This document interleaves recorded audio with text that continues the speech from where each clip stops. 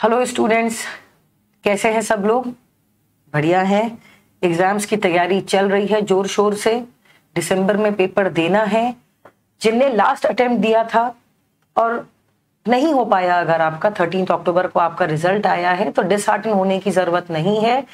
एक रिजल्ट हमारी करियर, हमारे फ्यूचर को डिसाइड नहीं करता।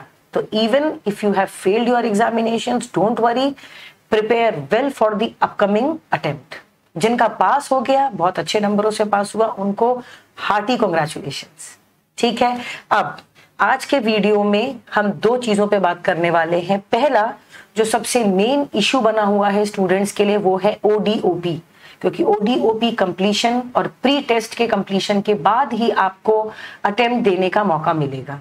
ठीक है, दूसरा पॉइंट कि इस बार क्योंकि कोविड के रेस्ट्रिक्शंस थे, अभी पिछले 1-1.5 सालों से हम लगातार देख रहे हैं कि कोविड के अनसर्टेन सिचुएशंस के कारण अटेम्प्ट में बहुत ज्यादा फेरबदल हुआ है। कभी डेडलाइंस एक्सटेंड हुई हैं, कभी पोस्टपोन हुए हैं, कभी प्रीपोन भी हुए हैं। तो इस बार की जो एग्जामिनेशन एनरोलमेंट की डेडलाइंस है वो भी आईसीएसआई ने रिलीज कर दी है for the upcoming attempt, that is दिसंबर 2021। एक बार हम लोग पहले जल्दी से ये देख लेते हैं कि एग्जाम की डेडलाइंस क्या है और क्या कुछ ऐसे इंपॉर्टेंट पॉइंट्स जो मैंने आपके लिए ऑलरेडी हाईलाइट और मार्क करके रखे हैं, क्योंकि मैं आपका कीमती समय वेस्ट नहीं करना चाहती हूँ। ठीक है, तो पहले ये पीडीएफ देख लेते हैं, उसके बाद ओडीओपी के रिलेशन में कुछ इंपॉर्टेंट बात है जो मैं आपसे करना चाहती हूँ, वो हम लोग करेंगे। ठीक है, चालू करते हैं फटाफट नोटिफिकेशन पढ़ना। All foundation, executive and professional program students eligible for appearing in December 2021। अब यहाँ पे appearing in December 2021 इसलिए लिखा हुआ है क्योंकि हर बच्चा जिसने रिसेंटली अपना रजिस्ट्रेशन किया है वो एलिजिबल नहीं है। कई ऐसे स्टूडेंट्स हैं जो रजिस्ट्रेशन के 2 से 3 महीने के गैप में ये एक्सपेक्ट करते हैं कि उनको पेपर देने मिल जाएगा। तो बच्चों, आपको नहीं मिलेगा।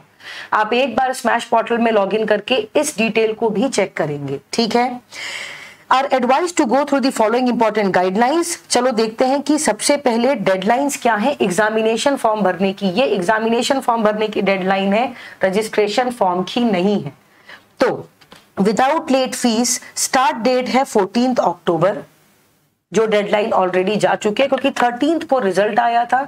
14 से आपके examination enrolment request forms open कर दिए गए हैं और आपकी एंड डेट है 30 अक्टूबर। तो यू नीड टू डिसाइड कि आपको पेपर देना है नहीं देना है। ये डिसीजन अब आपको जल्दी ही लेना है। लेकिन अगर आप डिसीजन नहीं ले पा रहे हैं, आपको ऐसा लग रहा है कि you need 1-2 more days more time to decide whether you want to give the upcoming attempt or not, तो विद लेट फीस आपको 31 अक्टूबर से 6 नवंबर तक का टाइम दिया हुआ है।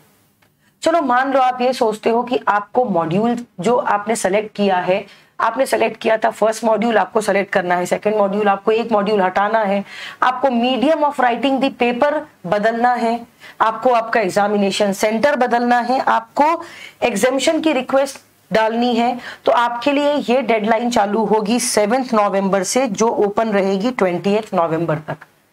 ठीक है, in extreme cases, rarest of rare case, ICSI आपको ये रिलैक्सेशन देगी कि आप इस डेडलाइन के बाद भी कोई चेंज कर सके, but there has to be a justifiable reason and ground to do so, जो इस नोटिफिकेशन में आगे दिया हुआ है। सबसे पहले तो ये डेडलाइन है, इसे समझ लें।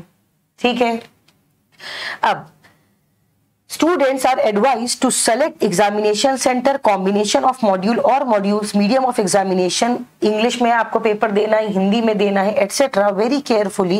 क्योंकि होता क्या है, कई बार आप कोई एक पर्टिकुलर मॉड्यूल चूज करते हैं, आपको मॉड्यूल चेंज करना होता है, पर ऐसा होता है कि बच्चे एंड टाइम पे भूल जाते हैं या डेडलाइन मिस कर जाते हैं वाइल प्रिपरेशन, कि हमने तो ये मॉड्यूल सेलेक्ट किया था, प्रिपरेशन किसी और मॉड्यूल की चालू कर दी, या कॉम्बिनेशन भूल जाते हैं। तो अगर ऐसा आप एग्जामिनेशन फॉर्म जब भरे तो बी वेरी कॉन्शियस, बहुत सोच समझ के ये डिसीजन लें, हड़बड़ी में ये डिसीजन नहीं लेना है। ठीक है, second, students are advise to retain a copy of the receipt for the examination fees. जो भी आपने एग्जामिनेशन फॉर्म भरा है उसके बाद एक रिसीट जनरेट होती है, राइट। तो उस रिसीट को आपको क्या करना है, अपने पास सेव करके रखना है।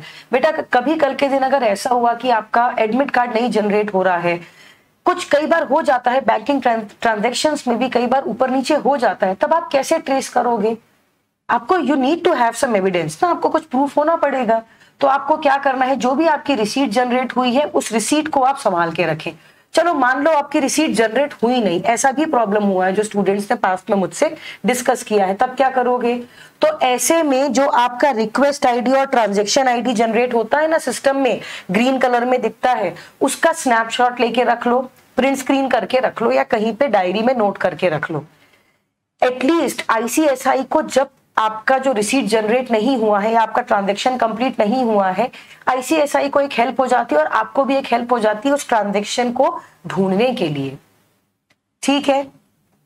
और अगर आपको रिसीट जनरेट नहीं हुई है और अगर अभी तक ऐसा हुआ है कि आपका एडमिट कार्ड भी आपको पता नहीं है भाई आपका एडमिट कार्ड आएगा कि नहीं आएगा, अगर ऐसी अनसर्टेनिटी है तो याद रखना आपको एग्जामिनेशन फॉर्म रीसबमिट करना पड़ेगा। तो क्या मैम हमको फीस भी दोबारा लगेगी? नहीं, पहली वाली फीस अगर आपके अकाउंट से डेबिट हो भी गई है, examination fees 1200 for 1 module, 3 modules के लिए, प्रोफेशनल में 1200 इंटू 3, एग्जीक्यूटिव में 2 मॉड्यूल्स हैं, 2 ग्रुप्स में डिवाइडेड है, तो 1200 इंटू 2 एंड फाउंडेशन के लिए 1200। अगर फीस आपकी डेबिट हो भी गई है तो वो ऑटोमेटिकली क्रेडिट हो जाती है, लेकिन 48 आवर्स का समय आपको देना पड़ता है। पर इस चीज का बैकअप रखने के लिए, प्रूफ रखने के लिए, अगर रिसीट जनरेट नहीं हुई है ऑब्वियसली, तो ट्रांजैक्शन आईडी और रिक्वेस्ट आईडी आप अपने पास संभाल के रखेंगे, ठीक है। उसके बाद एक इंपॉर्टेंट पॉइंट जो मुझे लगा, that is 8th point, students will not be allowed to submit the examination form and fee after the stipulated dates and such examination forms will be summarily rejected without notice.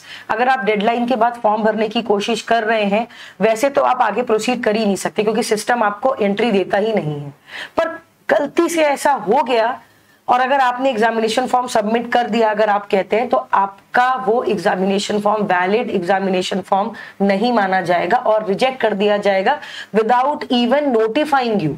तो आपको जो भी exams form भरने हैं वो आप well with in deadline भरें। With late fees के साथ भी भरते हैं तो उसकी भी एक डेडलाइन है, तो डेडलाइन का ध्यान रखें, ठीक है। एक इंपॉर्टेंट पॉइंट जो हमने ऊपर भी कवर किया कि आपको जो लेट फीस एप्लीकेबल होती है वो 250 रुपीज है, आगे इसके बारे में और भी रेफरेंस दिया हुआ है। पर any request for changes received after the last dates mentioned above will be rejected further without further notice. आपको बिना नोटिफाई किए आईसीएसआई आपका एप्लीकेशन रिजेक्ट कर देगी। तो मतलब अगर आपको जो भी एग्जाम फॉर्म्स भरने हैं, कोई change of module, medium, examination centre and so fourth करना है, तो आपको ये वेल विद इन टाइम करना होगा, ठीक है। नेक्स्ट पॉइंट, एक एग्जेम्पशन के रिलेशन में आपको एक बड़ा पैराग्राफ दिया हुआ है। आपका एग्जेम्पशन कैंसिल हो जाता है अगर आपने वैलिड एग्जेम्पशन क्लेम नहीं किया है। So it may be noted that in some cases the exemptions granted in accordance with the various provisions contained under the regulations are interrelated with other exemptions granted and cancellation. जो regulations हैं उनको ध्यान में रखते हुए आपका exemption क्या किया जाएगा, कैरी फॉरवर्ड किया जाएगा, या आपको एग्जेम्पशन ग्रांट किया जाएगा, या ये भी हो सकता है कि आपका एग्जेम्पशन कैंसिल हो जाए। तो एक एग्जांपल आपको दिया हुआ है, चलो उसको देखते हैं। If a candidate has been granted paper wise exemption in 3 papers on the basis of scoring 60, 62, 58 and 10 marks respectively in the 4 papers contained in module 1 of executive program in previous session, and in case he or she appears और cancel the exemption. अगर आपका paper exam था तो आप upcoming paper जो attempt है उसके paper में बैठे क्यों? और अगर ऐसा आप करते हैं तो आपका एग्जेम्पशन कैंसिल मान लिया जाएगा, ठीक है।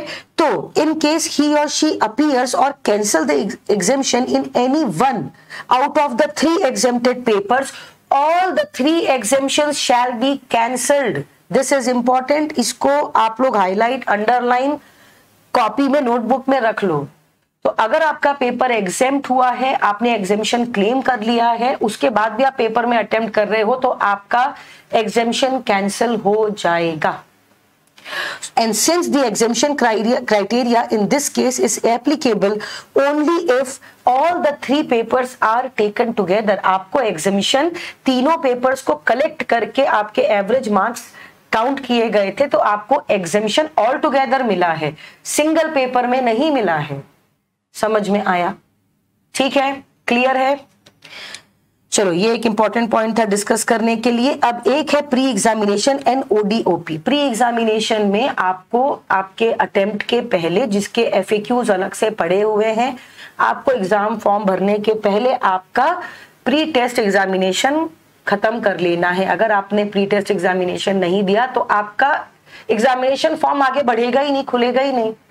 आप अगर चाहें तो आप स्मैश पोर्टल में अभी लॉगिन करके देखें, आप एग्जामिनेशन एनरोलमेंट रिक्वेस्ट डालें, देखिए वो आपको रेड मार्क से ये बता देगा कि you are not eligible to fill the examination form because your pre examination test and ODOP has not yet been completed.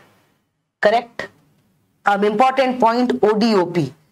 इतना ज्यादा बच्चों के बीच में इस समय पैनिक का सिचुएशन है, they are so much in panic कि मुझे एवरी नाउ एंड देन या तो मुझे मैसेज आते रहते हैं या तो कॉल्स आते रहते हैं, मैम ओडीओपी का क्या होगा. बिकॉज पिछले कुछ महीनों में भी फ्रॉम फरवरी टू मार्च एंड अगस्त सितंबर कई सारे ऐसे सिचुएशंस रहे जहां पे मेरी तबीयत भी खराब थी, पर then also we tried to provide as much information as possibly be provided by anybody. तो हम हमेशा आपको इंफॉर्मेशन प्रोवाइड करते आए हैं. तो इस बार भी मेरी आपसे रिक्वेस्ट होगी कि बाकी बच्चों के बीच में भी इस वीडियो को फैलाओ, बाकी बच्चों को भी बोलो इस वीडियो को देखें, ये इंफॉर्मेटिव वीडियो है. आपको लगता है कि अरे आईसीएसआई का एक नोटिफिकेशन है, पढ़ के क्या होगा, पर मोस्ट ऑफ द टाइम बच्चा पैनिक यहीं पे कहीं पे करता है, क्योंकि वो इन्हीं पॉइंट्स में गलती करता है. तो अगर हम आपको इंफॉर्मेशन सारी आपके पास तक पहुंचा दे रहे हैं, जब हम इंस्टाग्राम में इतने सारे रील्स देख सकते हैं, तो ये 5-10 मिनट का वीडियो भी देख सकते हैं. यस और नो? ठीक है, चलो ओडीओपी के रिलेशन में बात कर लेते हैं. आपको ओडीओपी कंप्लीट करना है. अब सबसे बड़ा क्वेश्चन ये है कि मैम ओडीओपी कंप्लीट कैसे करना है. बीच में ऑनलाइन ओडीओपी का सिस्टम भी आया था जब कोविड अपने पीक में था, राइट. अभी ओडीओपी के रिलेशन में एक लिस्ट निकाली गई है बाय आईसीएसआई, जिसमें स्पेसिफिकली लिखा हुआ है टेंटेटिव स्केड्यूल. टेंटेटिव मतलब होता है टेम्पररी, जो अभी तक येट टू बी फाइनलाइज्ड है, या जैसा यहाँ पे लिखा हुआ है उसको एज इट इज फॉलो किया जाएगा, ये पता नहीं, क्योंकि कोविड के सिचुएशंस अभी भी बने हुए हैं. पर tentative schedule for physical mode 1 day orientation program for RC और chapter of ICSI for the month of अक्टूबर, नवंबर एंड दिसंबर 2021. मतलब ये जो 3 रनिंग मंथ्स अभी चल रहे हैं, उनके लिए ये एक लिस्ट निकाली गई है, जिस लिस्ट में चैप्टर ऑफिसेस या रीजनल चैप्टर्स हैं, उनके बेसिस पे प्रोग्राम का डेट, टेंटेटिव शेड्यूल है, name of contact person, email ID और वेबसाइट लिंक भी दिया हुआ है. और ये एक बहुत बड़ी लिस्ट है. आप किसी ना किसी चैप्टर में तो फॉल करोगे ही. मैं दोनों नोटिफिकेशंस का लिंक वीडियो के डिस्क्रिप्शन में डाल दूंगी. आपको आपके चैप्टर ऑफिस को सेलेक्ट करना है, वहां पे कॉल करके पूछना है कंसर्न पर्सन से, या आपको उनको मेल कर देना है. मेल का रिप्लाई जरूर आएगा. और जो भी डेट्स दी हुई हैं, वो डेट्स में अगर आप एक दिन जाके प्रोग्राम अटेंड करके आ सकते हैं तो जाइए, प्रोग्राम अटेंड करके आइए, ताकि ओडीओपी का ये इश्यू खत्म हो and you can concentrate on the preparations. अभी बच्चे इतने पैनिक में हैं कि प्रिपरेशन छोड़ के वो ओडीओपी के पीछे लग गए हैं. हमारे टेलीग्राम चैनल पे भी यही हल्ला मचा रहता है, बीच बीच में मुझे उनको बोलना पड़ता है शांत हो जाओ. व्हाट्सएप ग्रुप में भी यही हल्ला मचा हुआ है. वीडियो के कमेंट में भी बॉक्स में यही कमेंट्स फ्लो हो रहे हैं कि मैम ओडीओपी का क्या होगा. ठीक है, तो आपको टेंटेटिव शेड्यूल आ गया है. आप विजिलेंटली फटाफट मेल करिए कि भाई मेरा ये रजिस्ट्रेशन नंबर है, मेरा ये नाम है, I want to sit in the upcoming attempt, और ये आज और कल में ही निपटा लीजिए. ठीक है, आप उनको मेल करिए. और मेल ऐसा मत करना कि मुझे ओडीओपी करना है, ऐसा नहीं मेल करना है. आपको मेल में अपना रजिस्ट्रेशन नंबर, आप किस अटेम्प्ट के लिए बैठना चाह रहे हैं वो भी आप लिखेंगे, आपका पूरा नाम और जो भी डिटेल्स आपको इंपॉर्टेंट हैं आपको वो बताने चाहिए, ठीक है। उस बेसिस पे आईसीएसआई आपको रिप्लाई करेगी, कंसर्न चैप्टर ऑफिस आपको कांटेक्ट करेगा। जितने भी फोन कॉल्स आपको आते हैं, क्योंकि आप अपना मोबाइल नंबर भी वहां प्रोवाइड करेंगे उस मेल में, अगर आपको कॉल्स आते हैं तो उस पर आप तुरंत एक्शन लेंगे और अगर पॉसिबल है तो तुरंत जाके अपना ओडीओपी कंप्लीट करिए, ठीक है। तो चलो, दैट्स ऑल फॉर टुडे। ये इंपॉर्टेंट इंफॉर्मेशन मुझे आपको बतानी थी। सम अप करके अगर आप चाहें तो स्क्रीनशॉट ले सकते हैं, वीडियो का भी स्क्रीनशॉट ले सकते हैं, नहीं तो मैं पीडीएफ तो आपके लिए वीडियो लिंक पे उस डिस्क्रिप्शन पे आपके लिए लिंक डालने ही वाली हूं। अगर आप चाहे तो स्क्रीनशॉट लेके भी रख सकते हैं। इन डेडलाइंस को ध्यान में रखना है और इन एग्जामिनेशन फीस के जो क्राइटेरियाज हैं उनको भी ध्यान में रखना है, ठीक है। डेडलाइंस आपको सारी यहां मिल जाएंगी, इनको भी आपको ध्यान में रखना है, ठीक है। तो टेक द डिसीजन, एक हफ्ते में डिसाइड करिए, बिफोर 30 अक्टूबर आप अपने एग्जामिनेशन फॉर्म भर लीजिए। उस बीच में प्री टेस्ट भी कंप्लीट करिए, उस बीच में ओडीओपी भी कंप्लीट कर लीजिए, ठीक है। All the best, God bless you. कोई भी डाउट होता है, कोई भी शंका होती है, आप हमसे कमेंट करके पूछ सकते हैं। हमारा टेलीग्राम ग्रुप है, आप वहां पूछ सकते हैं। मैं 2 नंबर भी आपको बता दे रही हूं, जैसा कि मैं हमेशा ही करती हूं, जैसा कि आपको ऊपर भी लिखा दिख रहा होगा, 7773899997 या तो 9039860194। इन 2 नंबर्स पे भी आप कांटेक्ट कर सकते हैं। टेलीग्राम ग्रुप भी ज्वाइन कर लीजिए, वहां आपको अपडेट्स मिलते रहेंगे, ठीक है। और सिर्फ खुद तक इंफॉर्मेशन नहीं रखनी है, अच्छा बच्चा बनना है, बाकी स्टूडेंट्स को भी बताना है। व्हाट्सएप के थ्रू, इंस्टाग्राम के थ्रू, जितने पब्लिक प्लेटफॉर्म्स आपको पता है, टेलीग्राम चैनल्स के थ्रू ये इंफॉर्मेशन आप बता दीजिए, क्योंकि आपकी तरह कोई और बच्चा भी ओडीओपी के लिए परेशान होगा, ठीक है। या डेडलाइंस या क्या लेट फीस लगेगी, क्या नहीं लगेगा, इन सब के लिए कोई और भी परेशान हो सकता है, ठीक है। आप उनकी परेशानी कम करिए, हो सकता है भगवान आपको बहुत सारी ब्लेसिंग्स दे, ठीक है। चलिए, that's all for today, thank you. कोई भी डाउट हो तो जैसा मैंने आपको बताया आप हम तक पहुंच सकते हैं। Thank you.